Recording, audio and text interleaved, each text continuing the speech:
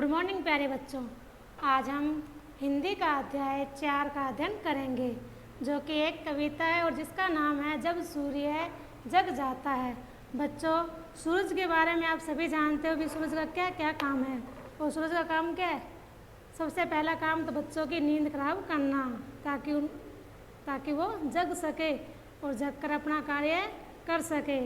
तो बच्चों देखो, जब सूरज जग जाता है, काव्य परिचय में क्या दिया हुआ? प्रकृति के प्रति प्रेम पैदा करना, परोपकार करना मतलब दूसरों की भलाई करना और कर्मरत रहने की सीख देना। कर्मरत मतलब लगातार कार्य करते रहने की सीख देना ही इस कविता का मुख्य उद्देश्य है। यहाँ सूरज का मानवीकरण किया गया, अर्थात सूरज को एक मनुष्य के रूप में प्रसारित किया गया है, उसके बारे में बताया गया है। मानव मानकर, सूरज को एक व्यक्ति मानकर, मनुष्य मानकर उसके बारे में बताया गया है कि वो क्या क्या कार्य करते हैं।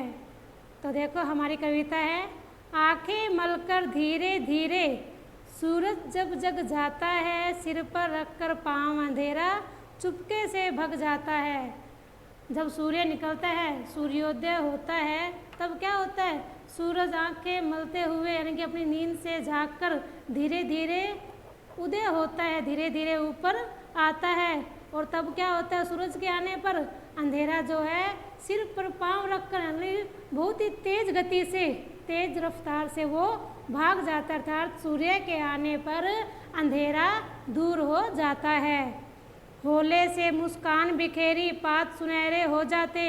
और सूर्य के आने पर, सूर्योदय होने पर क्या क्या होता है? देखो, होले से मुस्कान बिखेरी पात सुनहरे हो जाते। पात मतलब पत्ते, जो पेड़ पौधों के जो पत्ते हैं वो क्या धीरे से मुस्कान यानी कि धीरे से हंसते हुए क्या हो जाते हैं? सुनहरे रंग के हो जाते हैं। जब सूर्य की किरणें उन हरे हरे पत्तों पर पड़ती है तो वो क्या जाती है? सोने के रंग जैसे दिखाई देते, अर्थात सुनहरे हो जाते हैं।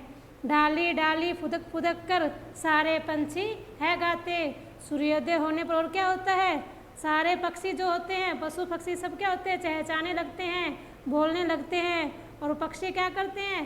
पेड़ों की डालियों पर झूला झूलते नजर आते हैं, कभी इस डाल पर तो कभी उस डाल पर नजर आते हैं।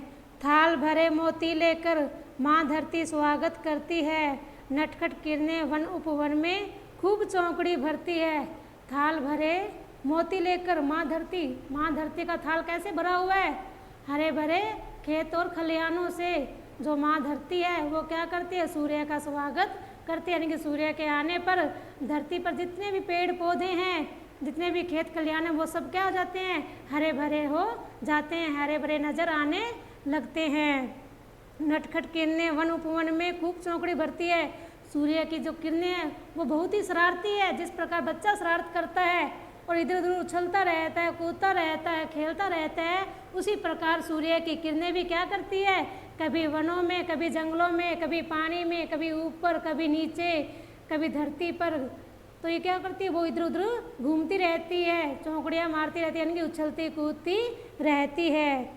कल कल बहती हुई नदी में सूरज खूब नहाता है। अब हो गया सूरज का नहाने का समय, तो वो सूरज कहाँ नहाता है? उस नदी के अंदर जिसमें उसकी परछाई दिख रही है, उस नदी के अंदर सूरज मानो ऐसे लग रहा है जैसे डुबकियाँ लगा रहा हो, नहा रहा हो, कभी इधर तो कभी उधर, कभी उछल कूद कर रहा है, कभी नदी के अंदर तो कभी नदी के बाहर नजर आता है। कभी तैरता है लहरों पर डुबकी कभी लगाता है। कभी तैरता हुआ नजर आ रहा है तो कभी डुबकियाँ लगाता हुआ वो नजर आ रहा है। पर्वत घाटी पार करे मैदानों में चलता है, दिन भर चलकर थक जाता है, सांझ हुए फिर ढलता है। सूरज अब क्या है? कभी पर्वतों पर, कभी ऊंची ऊंची वादियों पर, कभी मैदानों पर, चारों तरफ वो क्या हुआ है? घूमता रहता है। जिस प्रकार बच्चा खेलता रहता है उसी प्रकार सूरज भी चारों तरफ खेलता नजर दिखाई दे रहा है। और हर लास्ट में, अंत में क्या होता है? वो खेल कर क्या जाता है? थक जाता है। जिस प्रकार बच्चा थक जाता है खेलते हुए, उसी प्रकार सूरज भी दिन भर खेलता हुआ थक जाता है और थक कर क्या हो जाता है? वो आराम से बैठ जाता है, सांझ हुए फिर ढलता है। यानी कि शाम का समय जब आता है तो वो धीरे धीरे ढलना प्रारंभ कर जाता है, अस्त होने लगता है। नींद उतरती आँखों में फिर सोने चल देता है, हमें उजाला दे करके कभी नहीं कुछ लेता है। नींद उतरती आँखों में यानी कि शाम होते ही क्या होता है, जब सूर्यास्त होता है तो सूर्य की आँखों में नींद आने लगती है, रब से नींद आने लगती है। थक कर जो थकावट होती है उसी थकावट के कारण उसे नींद आने लगती है और वो सोने चला जाता है। और जब वो सोने जाता है तब क्या हो जाता है, सूर्यास्त हो जाता है और रात आने लगती है। यानी कि रात के बाद क्या होता है, सूरज ऐसे ये चक्कर चलता रहता है, हमें उजाला दे करके कभी नहीं कुछ लेता है। बच्चों देखो, सूरज हमें सब कुछ देता है लेकिन वो बदले में हमसे कभी कुछ नहीं मांगता।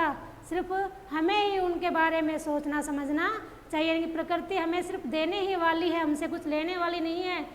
बल्कि प्रकृति के लिए हमारे अंदर क्या होना चाहिए, प्रेम होना चाहिए। सौंदर्य, जो प्रकृति का जो सौंदर्य है उसे हमें बनाए रखना चाहिए। बच्चों ये थी सूरज की कहानी, सूरज के बारे में एक कविता। अभी सूरज हमें देता ही देता है लेकिन बदले में हमसे कुछ नहीं लेता। हमें भी क्या करना चाहिए, सूरज की तरह ही दूसरों के बारे में सोचना चाहिए, दूसरों की भलाई के कार्य ही हमेशा करते रहना चाहिए। तो बच्चों ये थी सूरज की कविता कि जब सूरज आता है तब क्या होता है, हमारी जो नींद है वो भाग जाती है और हम चुस्त होकर फुर्तीले होकर अपना सारा कार्य करते हैं। धन्यवाद।